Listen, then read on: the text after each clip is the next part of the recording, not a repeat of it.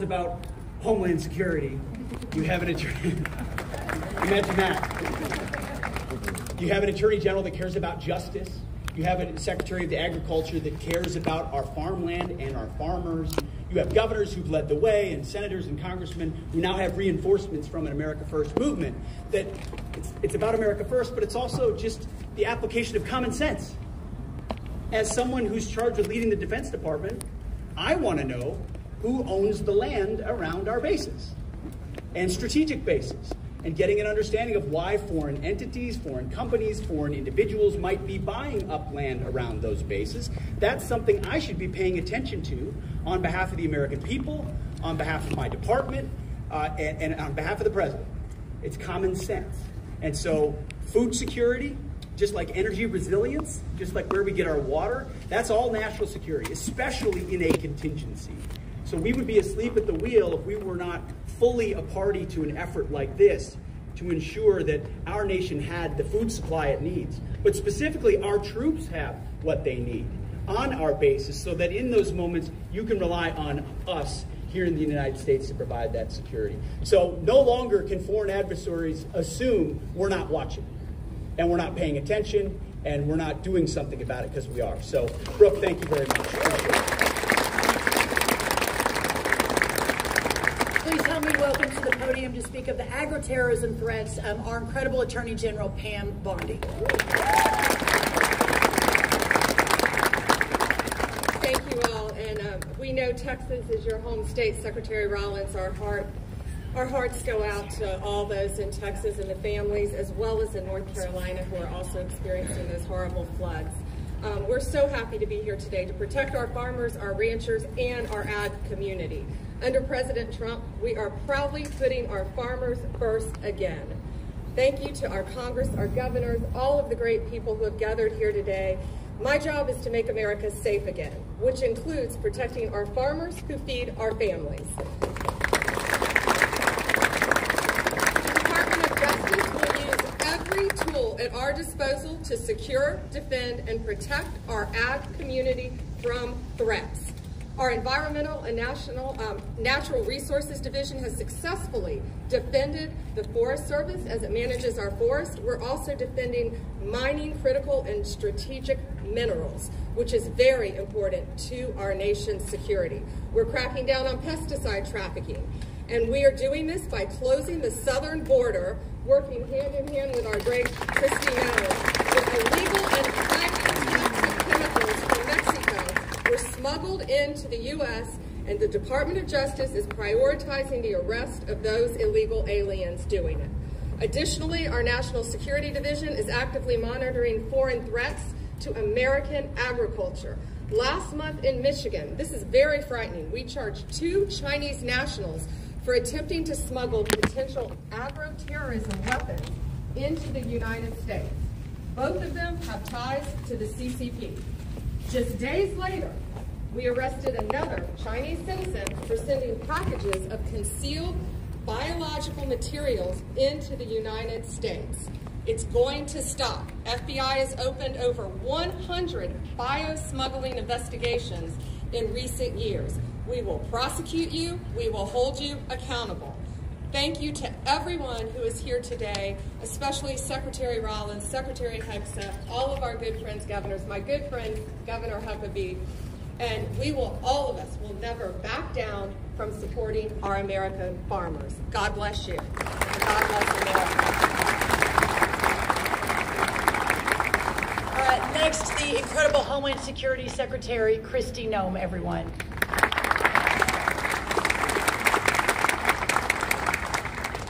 Well, good morning, and I am so blessed and pleased to be here with Brooke, who is a dear friend of mine, and our hearts and prayers still continue to go out with Texas, and I'll be back down there in a few days to spend more time with them and to help them continue to heal and with recovery efforts. The one thing I wanted to share with all of you today is that long before I had the honor of serving as President Trump's Homeland Security Secretary, I was a farmer.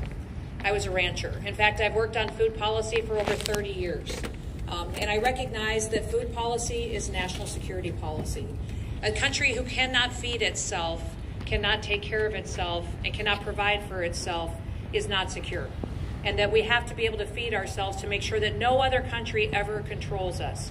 And I've watched for decades as evil foreign governments, including China, have come into this country and they've stolen our intellectual property. They've manipulated their currency. They've treated us unfairly in trade deals. They've come in and purchased up our processing companies, stolen our genetics. In fact, I've worked in this building off and on commissions and projects and laws and different statutes to ensure that China did not completely take control of our entire food supply chain, recognizing that the United States of America would be in jeopardy if that ever were to happen. I've watched them come in and establish a presence in stealing our chemicals, in providing our fertilizer for us. And so 2 years ago, when I served as governor of South Dakota, we passed a law in our state that said China and 6 other foreign evil governments would never own our farmland.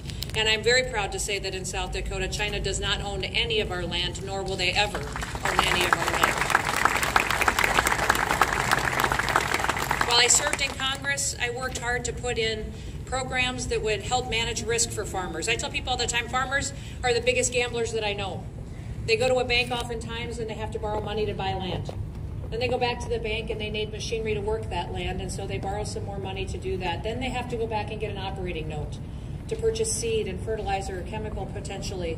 And they put it in the dirt and they hope that months later it'll rain, the sun will shine, and that there'll be something there that they can pick up, that they can sell, and then that the markets that are beyond their control, that there will be a price there that will help them cash flow so they can go back and do it all over again the next year. They do that so that they can feed this country, so that they can feed this world. In fact, growing up as a little girl and as a daughter of a farmer and a rancher, I always felt like God loved farmers more. I mean, if you look at the Bible, look at Scripture, and you look over and over again, he talks about sowing and reaping and cattle on 1,000 hills and your barns to overflowing. And so I feel like there's a special blessing on farmers. And the fact that we have a president and that we have a Secretary of Agriculture that recognizes the importance of food policy and what it means to this country's security is so wonderful. It's such a change from what the previous administration and how they prioritized our farmers and ranchers. So now as the Secretary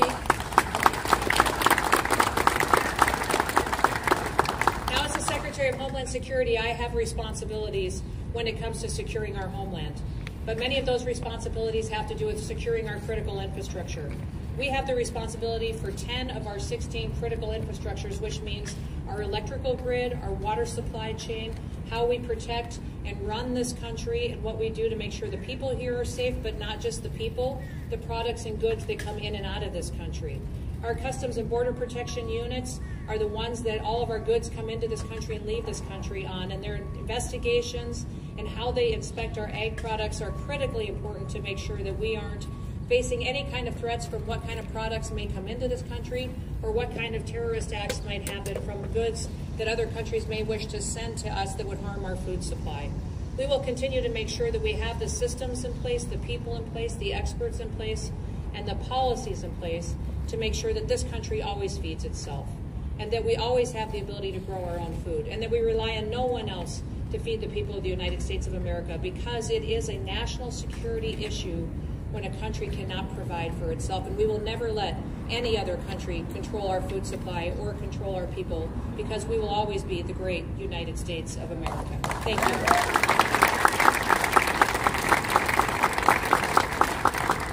Yeah, I was reminded when Christy was Governor Nome and we were at America First Policy, Christy, you and I did an event together on this very issue 3 years ago, and she, along with some of the other governors, really stepped up. So thank you, Secretary Nome. Next, a longtime friend, a partner from the first Trump administration, and someone who has been leading on this for years and years. Please help me welcome White House Counselor Peter Navarro. Hey! I love Peter. What a beautiful day to be out here. It's difficult, I think, for a lot of Americans to wrap their head around what we're talking about today. We're such a good and kind nation that has done so much for the rest of the world over so many decades, including fighting 2 world wars on behalf of the rest of the world. But this is so serious an issue. The Art of War book, Sun Tzu, centuries old, says that the acme of warfare is to win without firing a shot. You fast forward to a book that was written by two high-ranking military officials in China called Unrestricted Warfare. And you understand that we are indeed in a new world where kinetic warfare is not the first choice of our rivals anymore. Rather, it is things like sending us seeds, or trying to steal our seeds, or trying to change the seeds. It is acquiring our supply chain in agriculture. It's setting up spy shops on land next to military bases. You remember when that balloon, it was just a weather station? We seem so naive about so much of this, when in fact we have nations and bad actors trying to do bad things using our supply chains now as weapons. The world changed yet again on April 2nd when the Chinese embargoed critical minerals, not just on us, but for the rest of the world. The Russians now embargo things like neon and helium and uranium as a tool. So we must be clear-eyed about the threats, and I just have to congratulate Secretary Rollins for taking leadership on an issue which has been troublesome for years. And we have governors here, like Kristi Noem in South Dakota, just leadership on that. She was doing that before anybody was paying attention. And we're going to hear from Governor Huckabee. Arkansas has led the way on this issue at the state level, even as the federal government has been silent about it up to this point. The last thing is big things like Smithfield Foods. I don't know if you know this, but this one really troubled me when it happened. But the Chinese bought Smithfield Foods and basically control about 1/8 of the world's pork supply now. And we worry, we've had food inflation. We worry when things happen that can be part of that. And then the other key purchase which we allowed them to do is Syngenta. Well, what is that? It's a seed company. And in a world of ever-changing pests and things like that, and climate differences about where water is and things like that, seeds really can be the revolution that keeps the world fed. And China now owns a key part of it. So what Secretary Rollins is doing today, it's a historic day. She's putting down the marker that the United States is no longer going to tolerate the attacks on our agricultural system, not just the land, but the supply chain as well.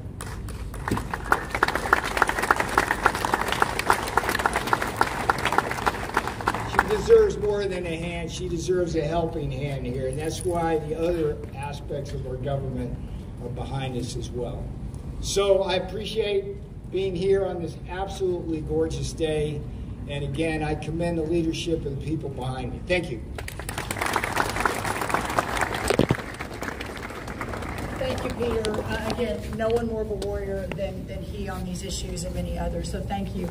Next, also from the first Trump administration, now the governor of the great state of Arkansas, who another leader in this area. Please help me welcome Governor Sarah Huckabee Sanders.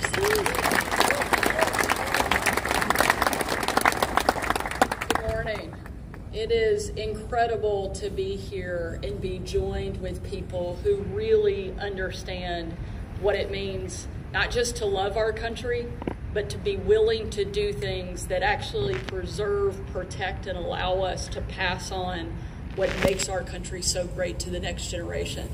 And that's exactly what you see in the collaboration of the people that are gathered behind me.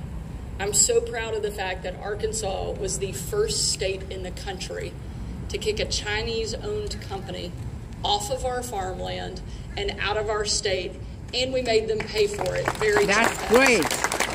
Woo-hoo.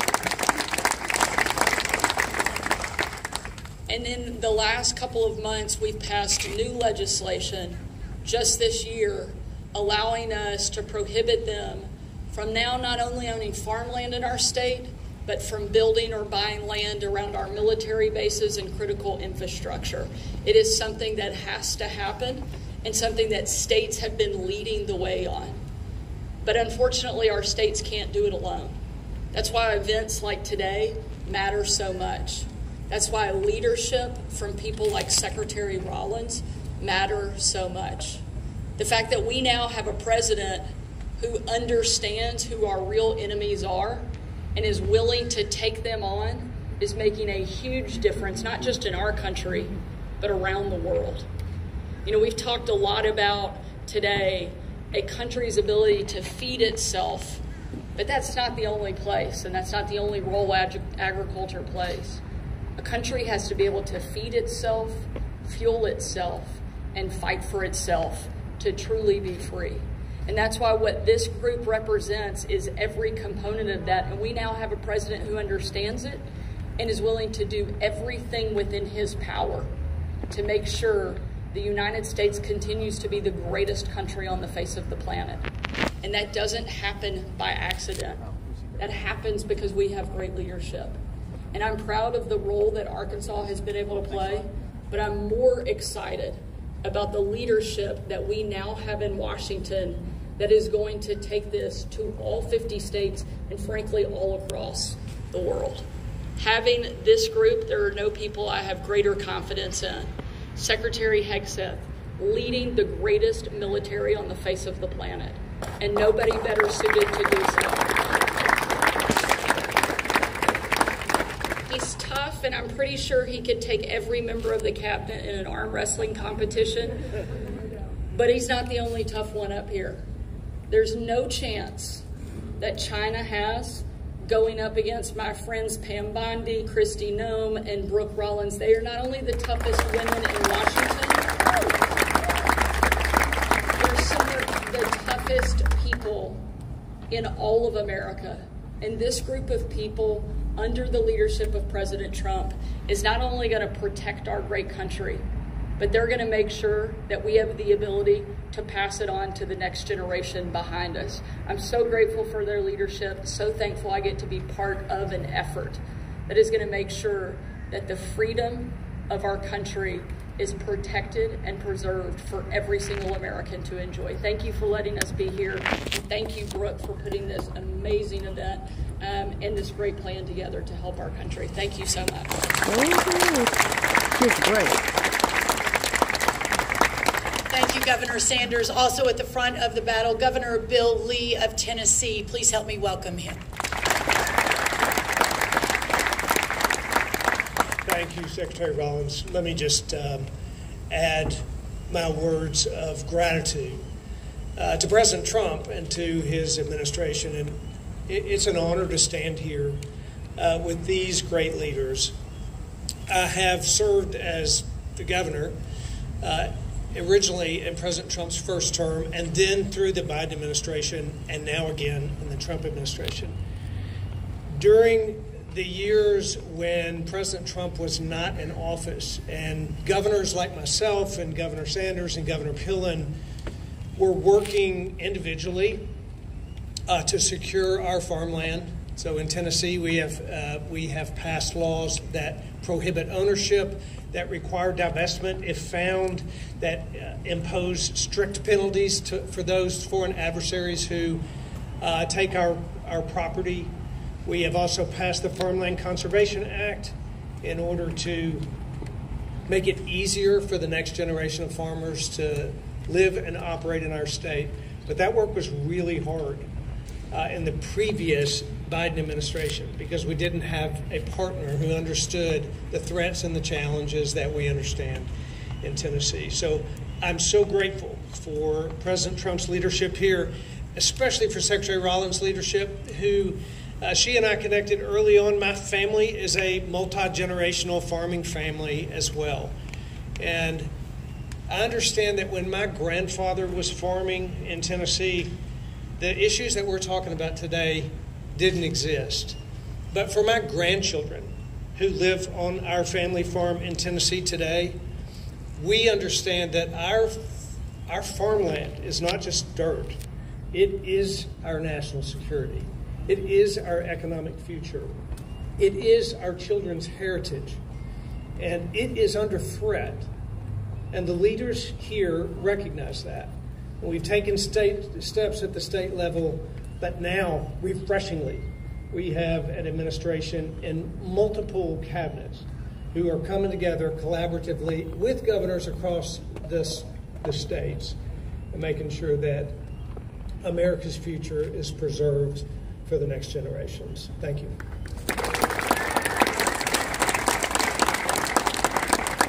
Our first conversation, Governor Lee and mine, was not about how to save America. It was about our mutual love of Hereford cattle. So we are forever bonded. Listen, y'all, next, another great governor, great leader on this issue. Please help me welcome Governor Pillen of Nebraska.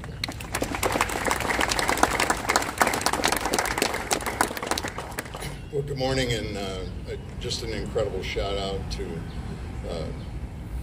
everybody in the cabinet and Brooke and her incredible leadership, and a great thank you for President Trump assembling what I view as extraordinary leaders across all of the cabinet to absolutely make America great in a special, special place. This is very, very touching for me to have the opportunity to be here. I'm the 41st governor of Nebraska. I'm the first governor that's made my living from agriculture in 100 years. I have simply sat and looked in my career of over 40 years and saying, what on earth is going on with China? I believe this. I believe in family farm security. I believe in food security, and that equates to national security.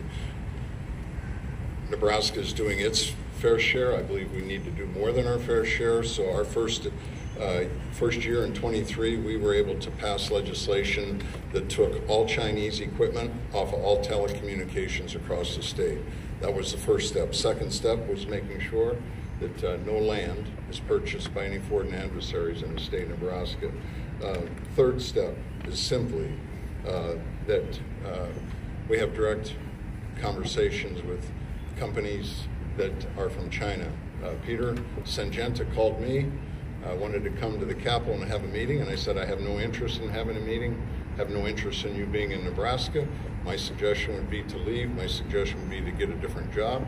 I'm really, really proud to announce that Syngenta has sold their business in Nebraska to a family-owned genetic company from the United States. So we're really excited about that. I think that what is really, really important is I think back on 40 years of things that have gone on that it's never made sense. It's really important that the leaders behind me, that we continue to have the courage and the wisdom to never back down and to stand up and protect our land and protect our families, because we all in agriculture risk, talk about gambling, Christy, we all risk everything we have every single day to put food on the grocery stores. And then lastly, I'm really, really excited about Secretary Rollins and her understanding and work in terms of foreign animal disease, because that's another risk where adversaries could have a great impact. These are issues that are really, really important, and none of us can ever give up. It's a privilege to be here. Thank you.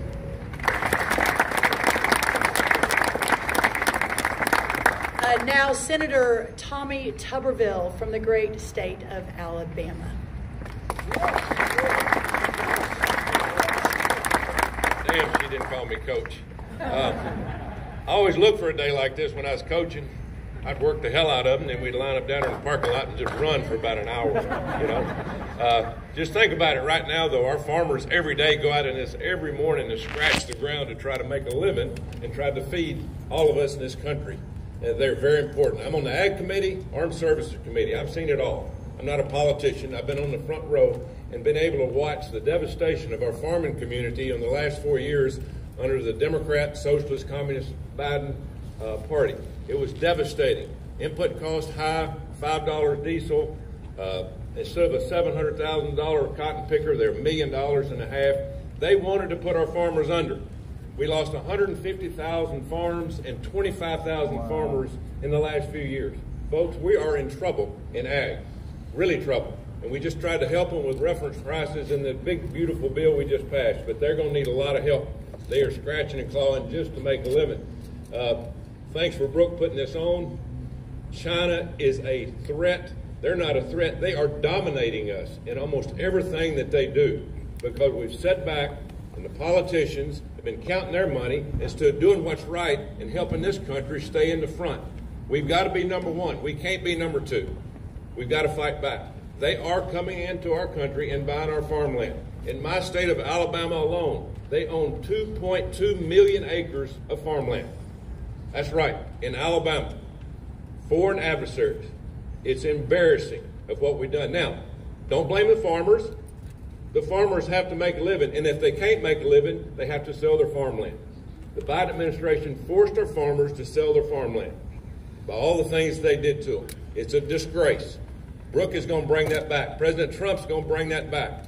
The one thing I'm trying to do is I'm trying to pass the FARM Act, Foreign Adversaries Act. What is that? We have a group in this country called CFIUS.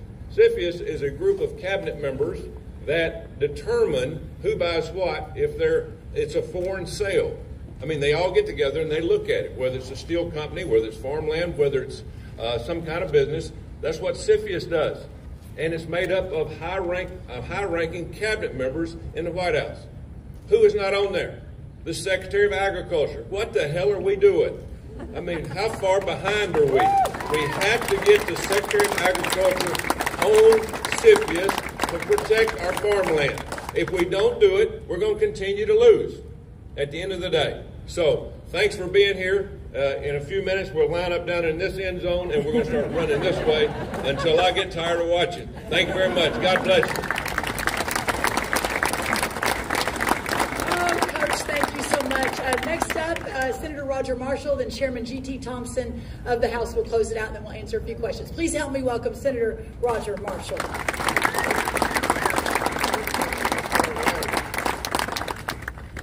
Well, good morning, everybody. America's abundant food supply is not guaranteed. It's a strategic asset we must fiercely protect. Farm and ranch security is national security, and I'm proud today to share how Kansas is at the heart of this mission. Today, we tell China to get the hell out of American agriculture. Today, China, here's your ticket. Do not pass go. Get the hell out of American agriculture. And the Trump administration is going to lead the way. Now, I want to start by just thanking Secretary Rollins, and maybe we can help you get some Angus cattle someday for your farm.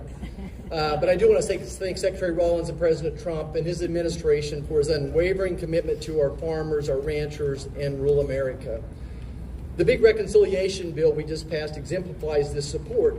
It strengthened the farm safety net, including increased reference prices. It makes key business tax deductions permanent and doubles the estate tax exemption up to $30 million for couples and streamlines the 45Z tax credit. Folks, 45Z is going to do more for agriculture than all the soybeans and sorghum we sold to China in the past 5 years.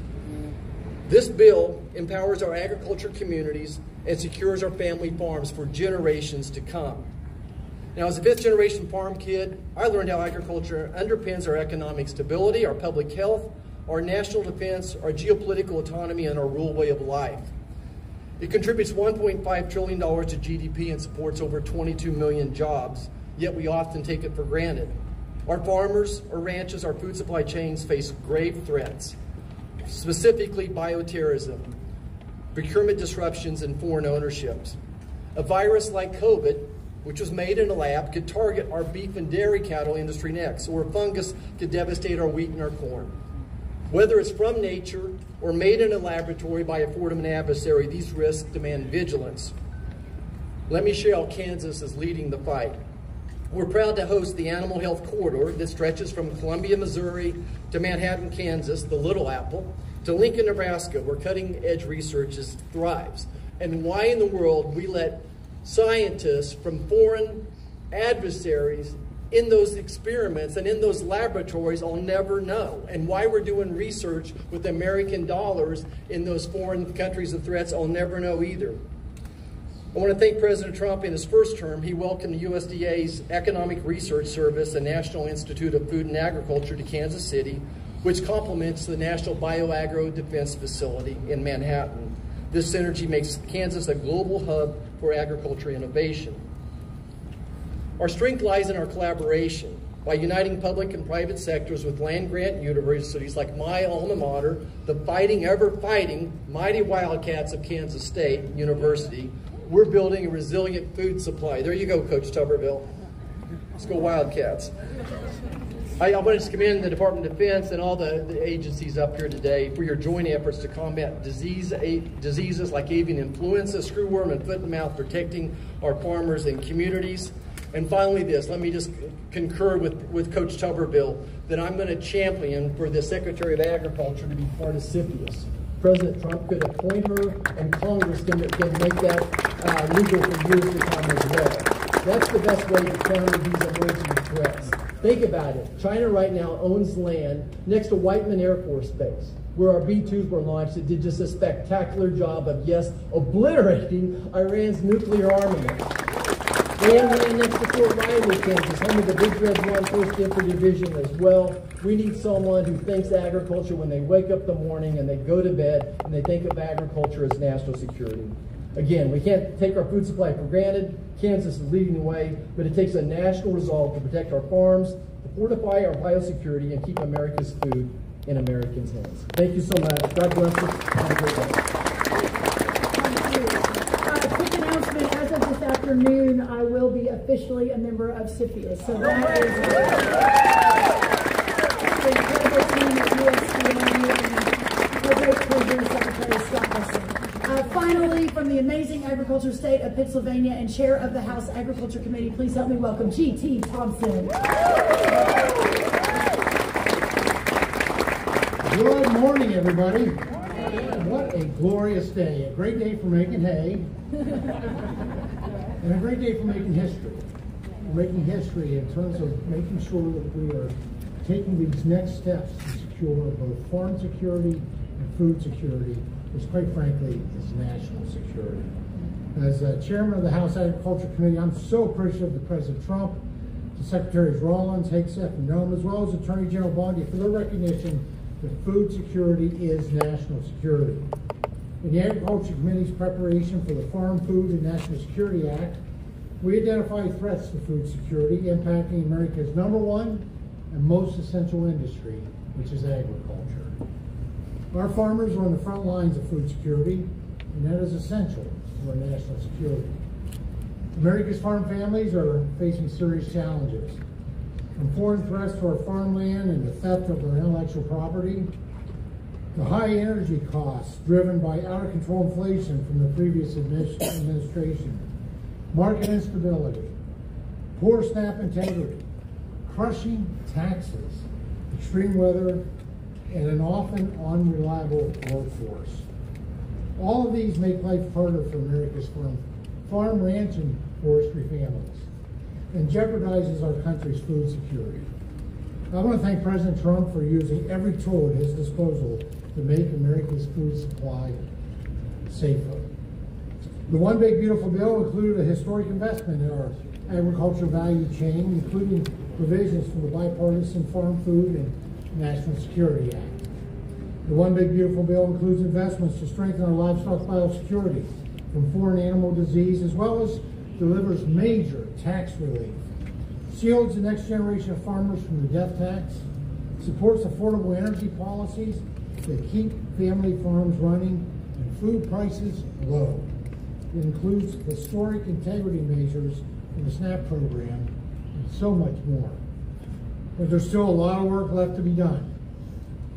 On behalf of the House Agriculture Committee, I look forward to partnering with Secretary Rollins and others across the administration on this important initiative. Farm and food security is national security. Thank you, President Trump, and this dynamic cabinet team for your commitment and your leadership. God bless and thank you so much.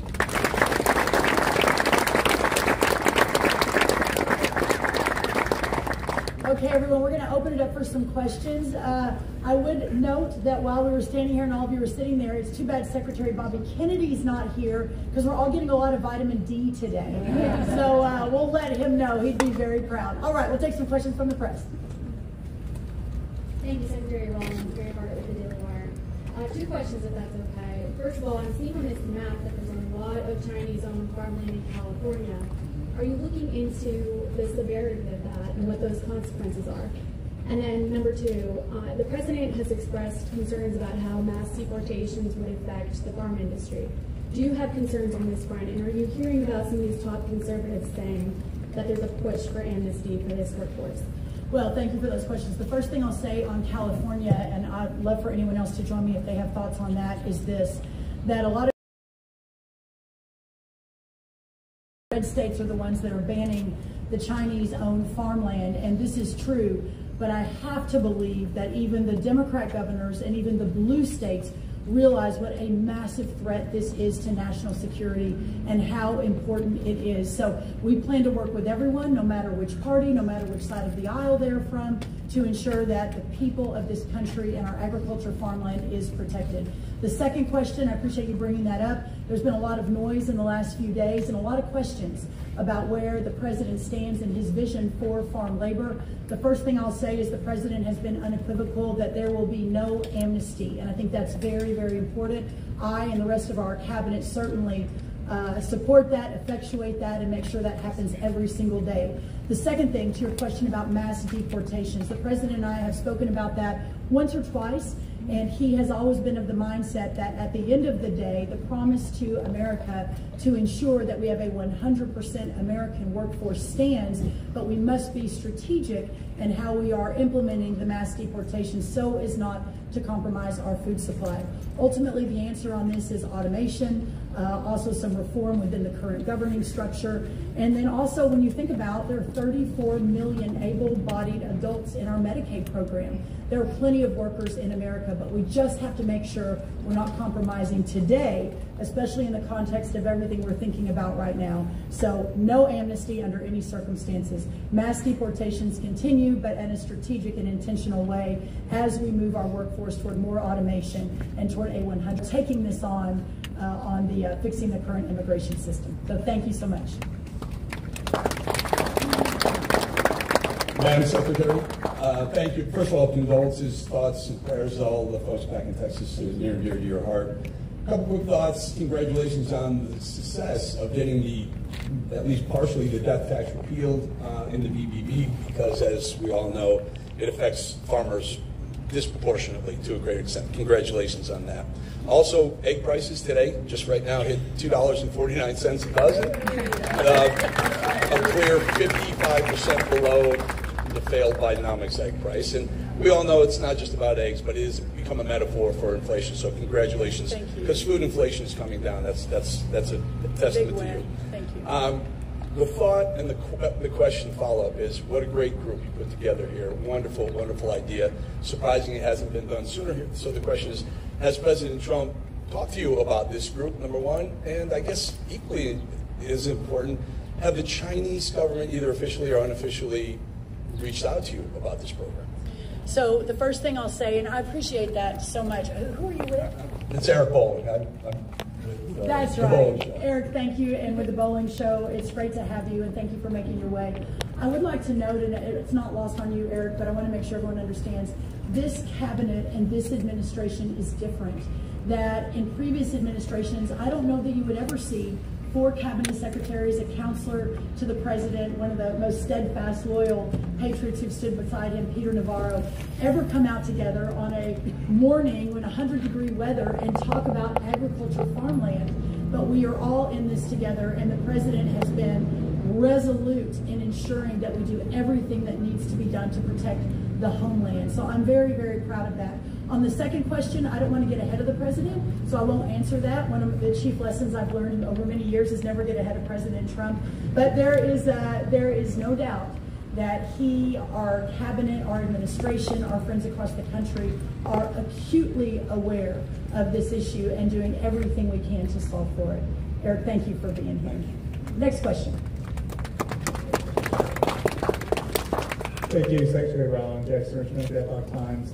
Was Secretary Rubio consulted, let's given the national security aspect of this, and then was the CDC consulted given the bioterrorism aspect of it? Yes, all of the above were consulted. To get to this point, a little bit of sausage making for everyone. It's not just we throw an event together and here we all are. The layers and layers and layers of work to go through all of the agencies is of utmost importance. And what I have learned now in a little bit of my time in government is that often, and this is the reason you don't see the ball moving down the field very often, the amount of effort it takes to integrate and work, and the long nights and the sleepless nights, especially by our team, our incredible Chief of Staff. Haley Buller is the one who's really been driving this alongside the rest of our team. Is really inspiring. So yes, they've all been consulted. Everyone has been incredibly supportive to get to this point today. But what I would like to say as well, and thank you for that question, is that this is just the beginning. Today is the first step to get us to this announcement as we begin this important work. You'll be hearing a lot from us on this over the next 4 years, and some real metrics in place that we're putting, like how do we measure our success?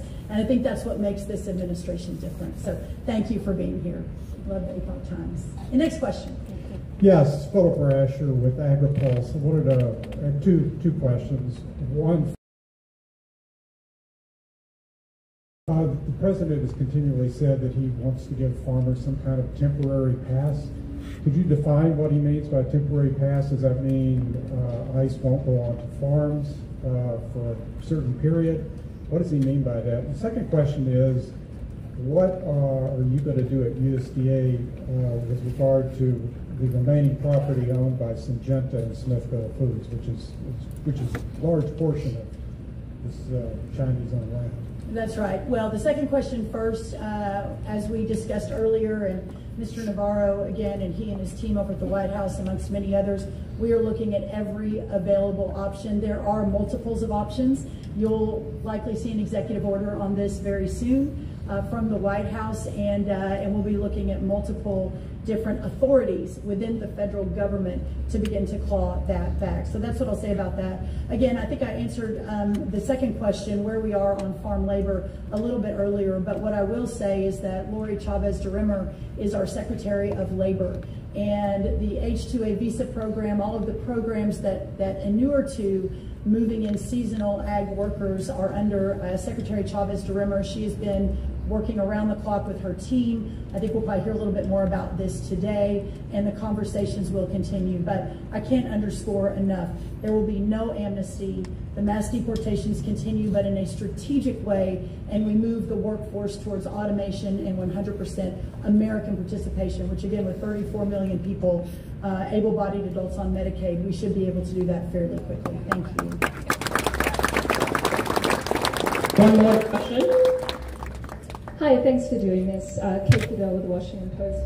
I'm wondering if you can perhaps spell out some of the specific threats that we're seeing with Chinese farmland at the moment. I also wanted to ask about the legislative efforts and what form the executive action might take, and whether you had a timeline. Well, first on American farmland, I'd love for Peter to add to this, and if anyone else would like to as well. When you look at the chart, which is behind our, by the way, our new deputy, Secretary Stephen Bacon started yesterday from the great state of Tennessee. You can see on this chart the hundreds of thousands, and by the way, this is just China-owned. This is not other countries of concern owned, such as North Korea, Russia, Iran, and others. You can see that a lot of those, the red blocks, are actual military bases. And ultimately, when we're talking about national security, that is, I think, the #1 concern, certainly of this administration, is what's happening there as we're looking at the threats that this country is facing, but specifically through agriculture is really, really important. Peter, I don't know if you want to add to that. And thanks for asking that question. If you look at the gradations of threat, that's the most obvious. I mean, how did we let that happen? How did we let that happen? And CFIUS,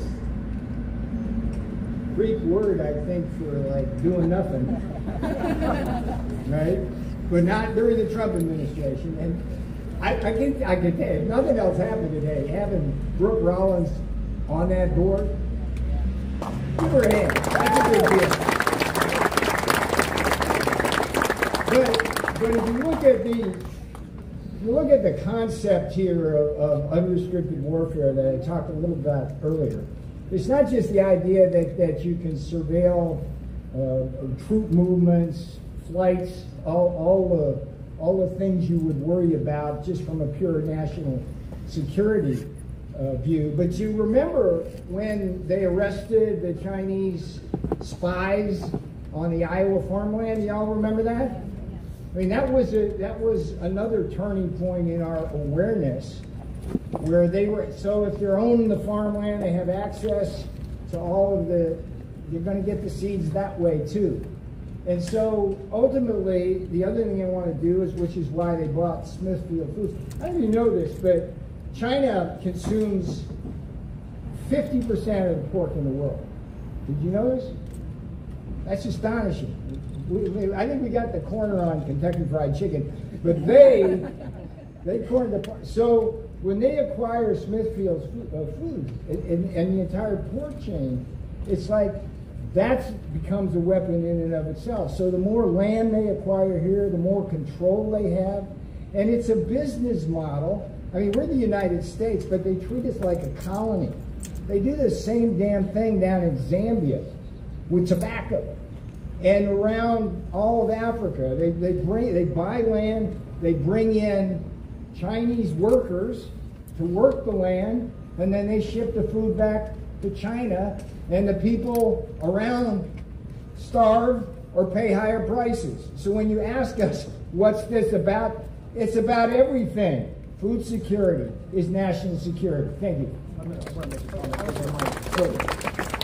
To me, the Chinese owning land is just a small piece of the puzzle. I'm much more concerned about the food supply down the road here. That right now, foreign entities own about 1/5 of the protein processing between beef and pork. JBS and Smithfield own about 1/5, maybe 1/4 of the protein processing in this entire country. That's just wrong. I think beyond that, it's the intellectual property theft. It's the Chinese scientists that are in our own universities and research that are stealing intellectual property. It wasn't too long ago they were taking rice seeds from my alma mater. The Attorney General mentioned something up in Michigan. It's that constant threat. But what really keeps me awake, the real threat to me, the biggest, is bioterrorism. If you could imagine a COVID-like virus made in a laboratory in Wuhan, China, that could infect all the hogs of the world, but you had an mRNA vaccine that could protect your own hogs, what would that do to our world's food supply? That's what keeps me up, and that's why I'm a big proponent of the work being done at NBAT, the National Agro-Research Defense Facility in Manhattan, Kansas as well. I think that's the biggest active threat that I see is bioterrorism.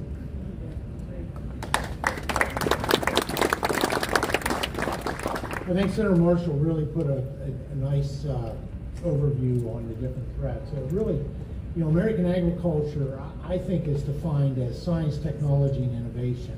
And all those are amazing. It defines agriculture today, but it also leads the way for agriculture over the horizon for the future. But it can be very vulnerable if we don't protect that. And in the past, we haven't provided protections for that. The science, the technology, the innovation that comes out of this great country, out of this essential industry. And I think the fact that today we're declaring that food security is national security, farm security is a part of that.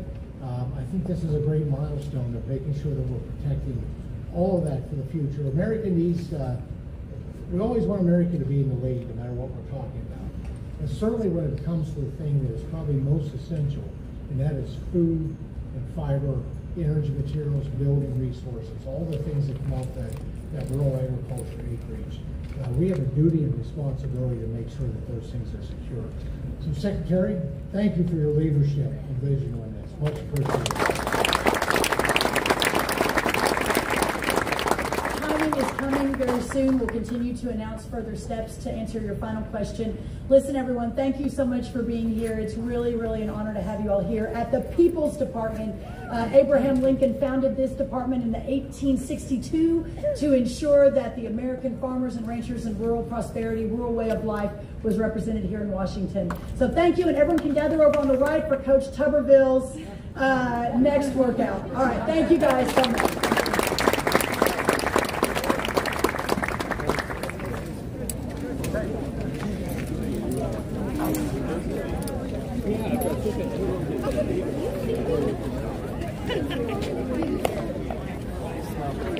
Hey, see the ball? What?